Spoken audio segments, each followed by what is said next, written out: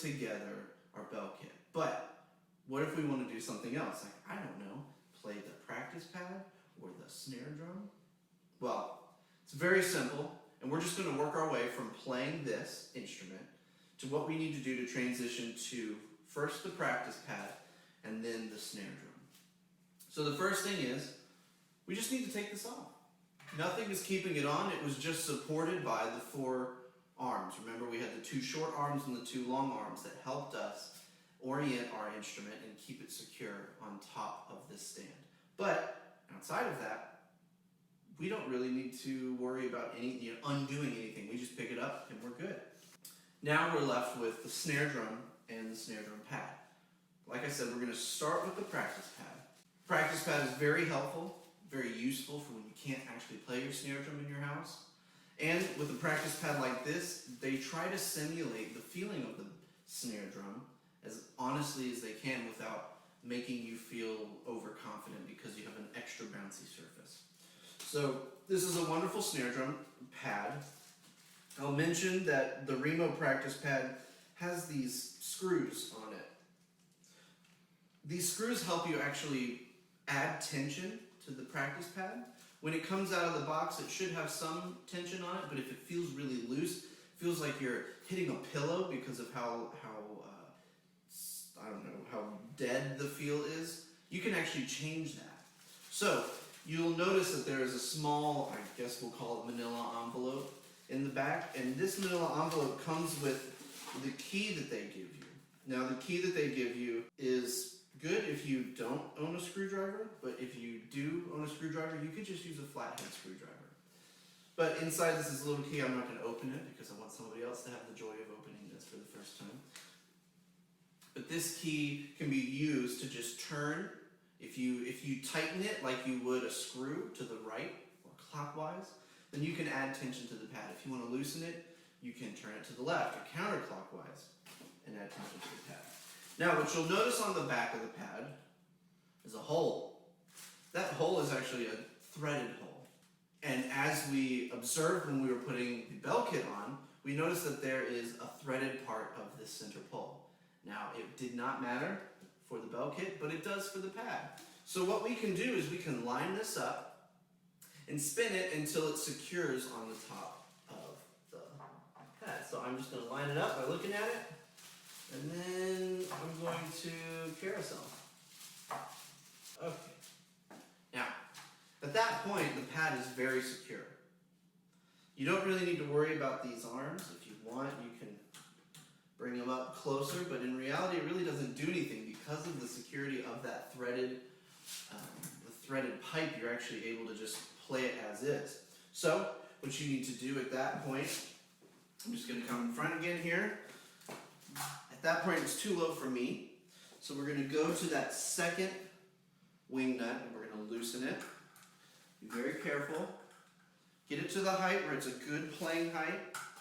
Voila. We are ready to play. Grab our drumsticks from the pack and we're good to go.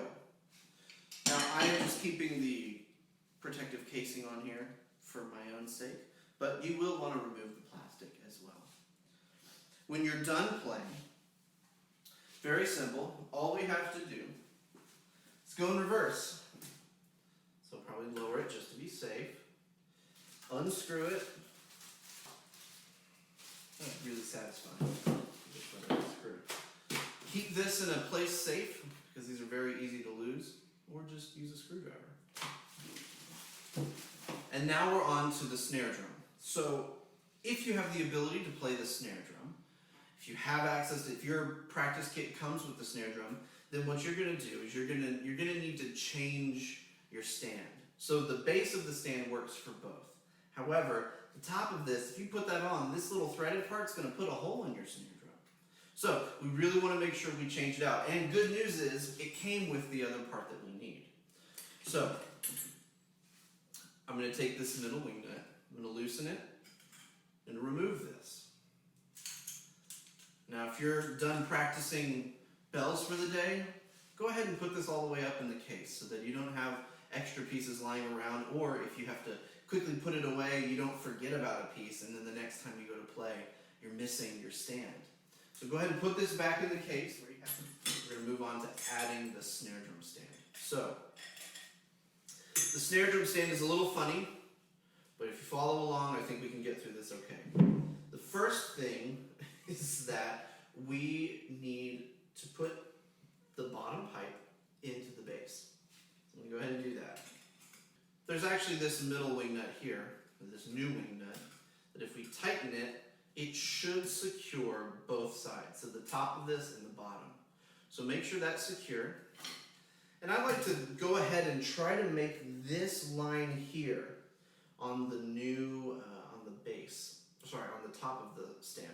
I like to make sure that this line here is flat to the ground, it's parallel to the ground, because that's going to help our snare drum be nice and level when we go to play.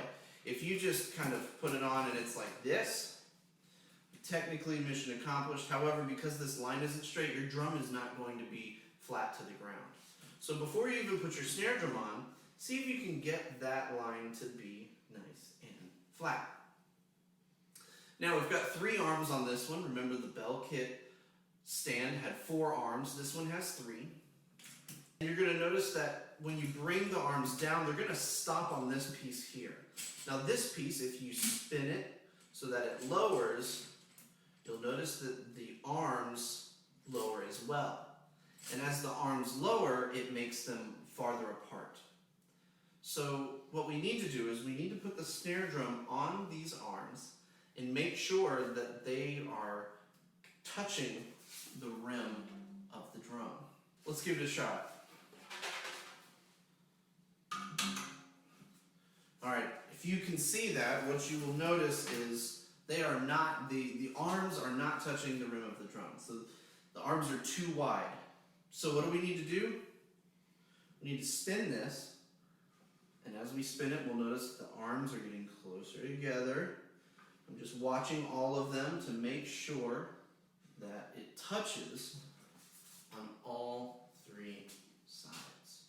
So now we have got it so that the rubber arms of the snare drum stand are touching the snare drum. This is good. This is where we need it to be. Now, if you happened to come from the other direction, imagine if your snare drum stand looked like this when you put it down. If you go to put the snare drum on, the arms are under it. They're not on the sides, they're actually under the drum. That's a problem, because what we need to do is we need to make sure that it has contact on the outside. Otherwise, you go to hit this thing, it will fall over. And then you just dropped your drum.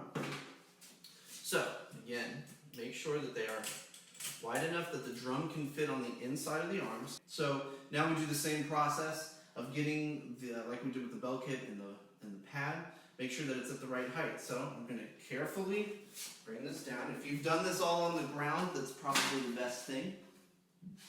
But now I'm going to loosen this. I'm going to lift this up to where it's about a good height. So at this point, I'm ready to play.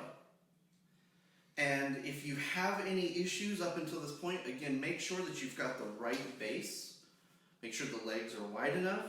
Make sure you've got the right top on it with the 3 arms so that it can hold the snare drum. And then make sure that the arms are safely on the outsides of the drum. Don't let them on the inside, because it could cause problems that could cause failure